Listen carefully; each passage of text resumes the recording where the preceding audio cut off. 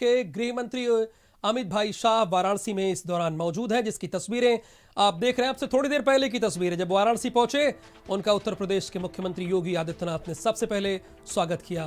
उसके बाद धर्मेंद्र प्रधान, जो कि इलेक्शन इंचार्ज हैं, उन्होंने स्वागत किया और तमाम बीजेपी के नेता एयरपोर्ट पर मौजूद, उनका स्वागत किया गया। अमित भाई शाह का 2 दिवसीय दौरे पर अमित भाई शाह यहां पर पहुंचे हुए हैं। दोनों डेप्यूटी चीफ मिनिस्टर यानी केशव प्रसाद मौर्य और दिनेश शर्मा भी उनके साथ मौजूद रहे और भारतीय जनता पार्टी के प्रदेश अध्यक्ष भी मौजूद रहे। चूंकि चुनाव की सरगर्मियां अब उत्तर प्रदेश में तेज हो चुकी हैं, अमित शाह ने वाराणसी में महामाना की प्रतिमा पर माल्यार्पण भी किया। आपसे थोड़ी देर पहले आपको भारत समाचार ने वो लाइव तस्वीरें भी दिखाई।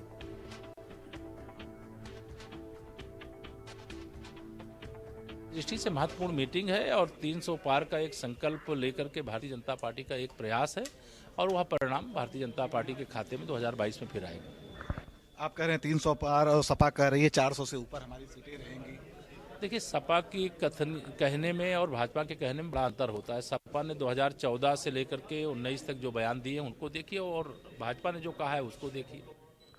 अभी ओम प्रकाश राजभर लग रहा था भाजपा के साथ आएंगे, उसके बाद फिर वो कहीं और चले गए। ओम प्रकाश मैं नहीं बात करना चाहता। ये थे डिप्टी सीएम केशव मौर्य जो बता रहे थे कि 300 पार इस बार भी भारतीय जनता पार्टी रहेगी। ये बात अलग है कि समाजवादी पार्टी जो है 400 से ऊपर का दावा कर रही है। बहरहाल जनता किस तरफ जाएगी, किसको कितना सीट मिलेगा, ये तो विधानसभा चुनाव में तय हो। नीरज जायसवाल के साथ रोहित सिंह, भारत समाचार, वाराणसी।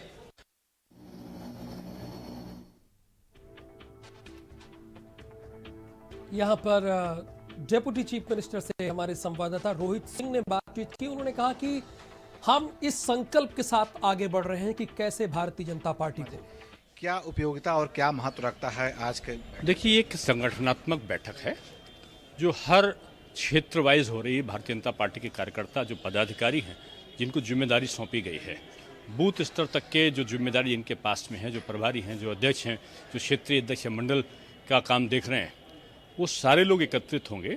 संगठनात्मक समीक्षा की हमने अभी तक क्या किया, हम क्या करना है भविष्य में और किस प्रकार से संगठनात्मक प्रक्रिया को सरकार के साथ समन्वय बनाते हुए आगे चलना है, ये सारा एक ब्यौरा होता है। उसके आधार पर हम लोग काम करते हैं। बयानवीर भी हैं, कुछ मौसमी राम भक्त भी प्रकट होने लगे हैं, लेकिन प्रकट होने के बाद फिर वहीं लौट जाते हैं। नीरज जायसवाल के साथ रोहित सिंह, भारत समाचार, वाराणसी।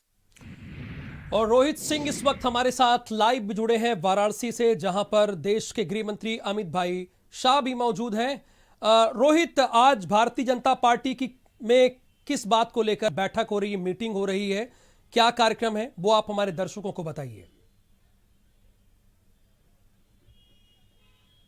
देखिए, विधानसभा चुनाव का अभी तिथियों का ऐलान नहीं है, लेकिन तैयारियां हो चुकी हैं, शंखनाद हो चुका है और घोषित रूप से तो अभी ये युद्ध जो चुनावी युद्ध है शुरू नहीं हुआ, लेकिन सभी सेनापति छत्रप जो हैं निकल चुके हैं मैदान में। और अब इस बार जो अभी बारी है वो इस बात की है कि जो उनके कार्यकर्ता यानी जो उनके सिपाही हैं, जो सैनिक हैं, जो घरों में बैठे हैं, हथियारों में, चुनावी हथियारों में जो जंग लगे हुए हैं, उसको सही किया जाए ताकि वो चुनावी समय में जब मतदान का समय आए तब उसका सही इस्तेमाल किया जाए। यानी कार्यकर्ताओं को तराशा जाए। जो घर में बैठे हुए कार्यकर्ता हैं, कुछ सदमे में हैं, कुछ इसलिए दुखी हैं कि स्थानीय विधायक जो हैं उनसे महत्व नहीं मिलता है। जनता की अपनी समस्याएं हैं, जनता की जो अपेक्षाएं हैं वो पूरी नहीं हुई, तो कहीं ना कहीं वो कार्यकर्ताओं से कहते हैं। तो कार्यकर्ता जो हैं उनके सामने एक बहुत बड़ा सवाल है, खासकर जो सेक्टर प्रभारी है, जिला अध्यक्ष है, जिला के पदाधिकारी हैं भारतीय जनता पार्टी के, उनके सामने एक बड़ा सवाल है, क्योंकि वो केंद्र में भी सरकार है और प्रदेश में भी सरकार है। ऐसे में वो अब चुनाव से पहले अब जनता के पास कैसे जाएं, क्या उनके सवालों का सामना करें। तो कुल मिला के यही गुरु मंत्र जो है अमित शाह देंगे, अपने कार्यकर्ताओं को बताएंगे। क्योंकि 2014 की यदि बात करें लोकसभा चुनाव का, तो प्रभारी के रूप में उन्होंने एक जबरदस्त विजय हासिल की थी और यहाँ की जनता के नस नस से वो वाकिफ हैं। गली गली मोहल्ले में किस तरीके से यहाँ पे ध्रुवीकरण होता है, वो सारी बातें जो है, सारी जानकारी जो है अमित शाह को है, जिसके कारण वो एक प्रकार से कहा जाए तो भले वो केंद्रीय गृह मंत्री हैं, लेकिन अभी भी पार्टी की जो कमान कहा जाए प्रत्यक्ष रूप से उन्होंने अपने हाथ में रखी है, खासकर चुनाव के दृष्टिगत यदि हम बात करें। और शायद इसीलिए ये एक महत्वपूर्ण जो बैठक हो रही है करेंगे, उसका संचालन और संबोधन वो खुद करेंगे। एक प्रकार से कहा जाए तो गुरु मंत्र दिया जाएगा। एक एक कार्यकर्ताओं के पास अपने अपने सवाल हैं, अपने अपने जवाब है। जब छोटे स्तर पे जो बैठकें होती हैं पिछले काफ़ी दिनों से, तो कार्यकर्ताओं में यही असंतोष रहता है कि वो जब जनता के पास जाते हैं, सबसे बड़ी जो जिम्मेवारी होती है सेक्टर और बूथ प्रभारी की। मोदी भी कहते हैं, योगी भी कहते हैं, अमित शाह भी कहते हैं कि बूथ को मजबूत करेंगे, लेकिन बूथ का जो प्रभारी होता है उसके पास सबसे ज़्यादा जो होते हैं सवाल होते हैं जनता के। तो जनता के सामने उन सवालों का क्या जवाब दे सही से, उन सब चीज़ों का जवाब मांगने के लिए वो अमित शाह के सामने आज मौजूद होंगे। और अमित शाह बाकायदे जो है इन लोग को बताएंगे, टीच करेंगे एक शिक्षक की तरह, एक गुरु की तरह, कि कैसे जो आपके जो विकास कार्य हुए हैं, चाहे केंद्रीय स्तर पे चाहे प्रदेश स्तर पे जो तमाम कार्य हुए हैं, उसकी उपलब्धियों को कैसे जनता तक बताया जाए, कैसे जनता इसको आत्मसात करे। तो इन सब चीज़ों को लेके जो है ये बैठक है, ये काफ़ी अहम बैठक है।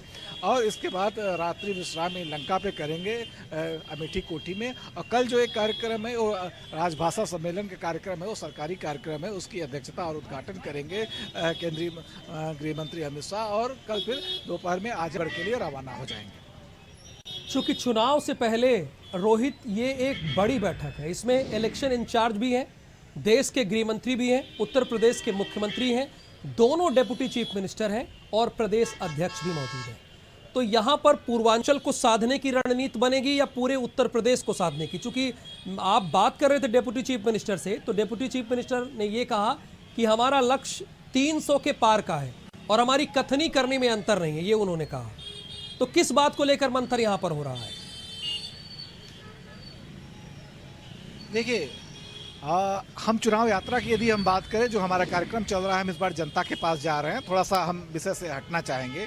तो एक चीज़ ये देखने को मिला है कि केंद्र सरकार और प्रदेश सरकार ने काम तो बड़े किए हैं, लेकिन जो उनके स्थानीय विधायक हैं वो नगड़ रहे हैं, जिसके कारण जनता में असंतोष है। और यही सवाल भारतीय जनता पार्टी को जो है एक बहुत बड़ा सवाल है, एक प्रश्न है कि किस तरीके से जनता को संतुष्ट करें। हालांकि काम किया है, बिजली की व्यवस्था जो है सही है, सड़कों की भी व्यवस्था सही है, तमाम चीज़ें सही है, लेकिन फिर भी जनता जो है असंतुष्ट है। तो उस असंतोष का जवाब कैसे दो? अब अमित शाह, योगी या मोदी तो घर घर जनता के पास जाएंगे नहीं, जनता के पास इन्हीं चलिए, निश्चित तौर पर हम आपके पास दोबारा आएंगे, समय का अभाव इसलिए हम आपको रोक रहे हैं। अब आपको 2